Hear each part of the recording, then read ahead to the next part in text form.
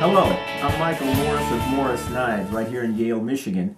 And I want to make this video and put it on YouTube, show a few guys what it is that I do, show off a little bit, that kind of thing.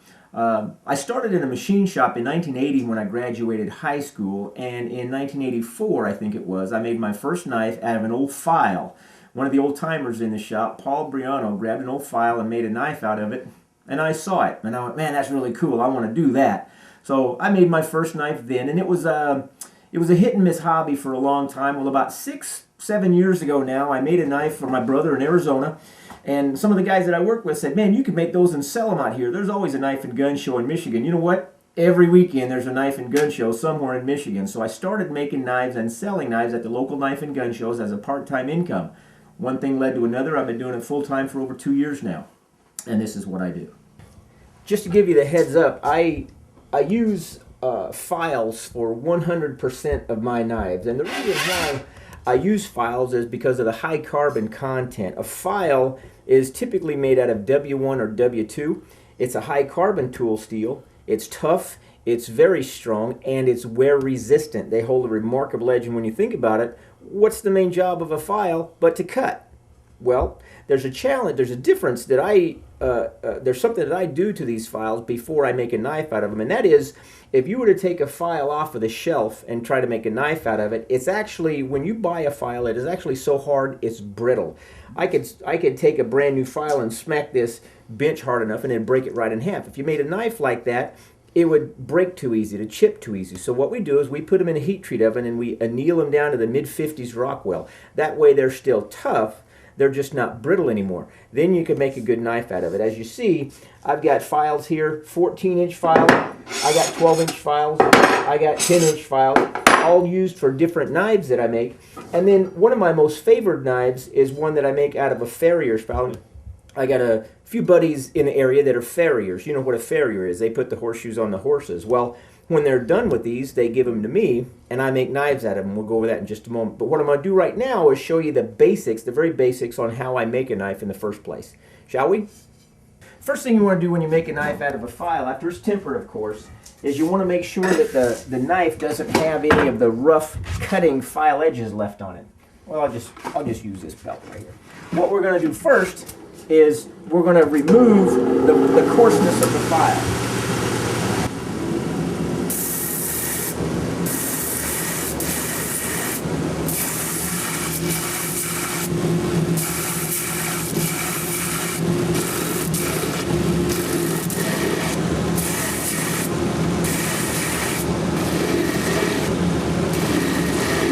What you have now is you still have the visual lines that it used to be a file, but it's no longer, it's not going to cut, and you don't want it to cut on the sides.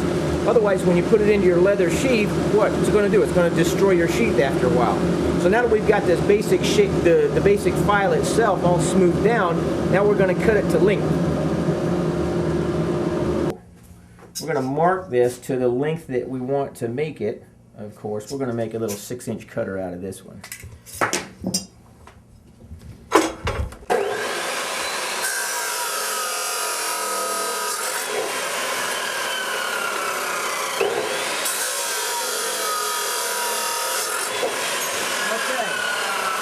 that's our overall length right now. This is going to be a little 6-inch knife. What we need to do now is shape the profile. Where's my glasses? Gotta have my glasses, you know.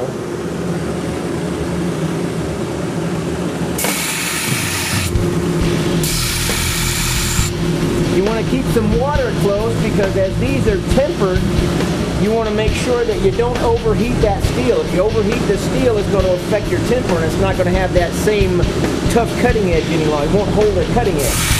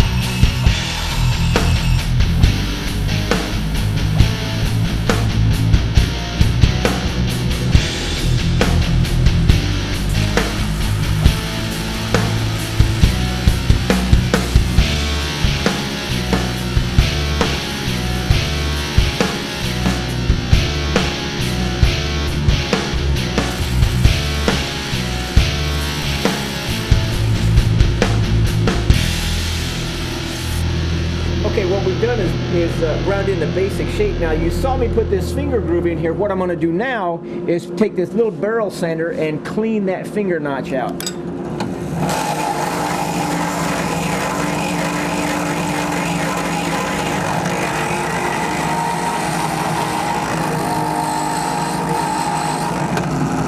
There we have a nice, smooth transition. Now we're going to drill a hole right here to put a pin in for that handle.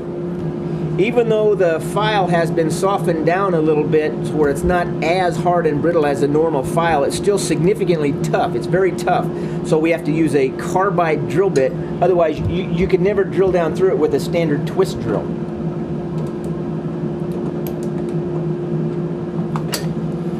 Make sure that my speed and feed is running right.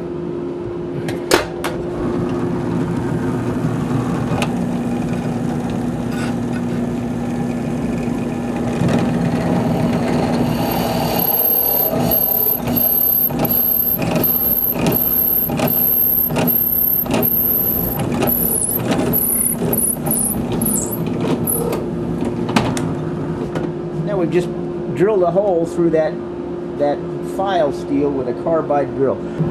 Okay, now it's time to start with our blade. We need to put an edge on this knife.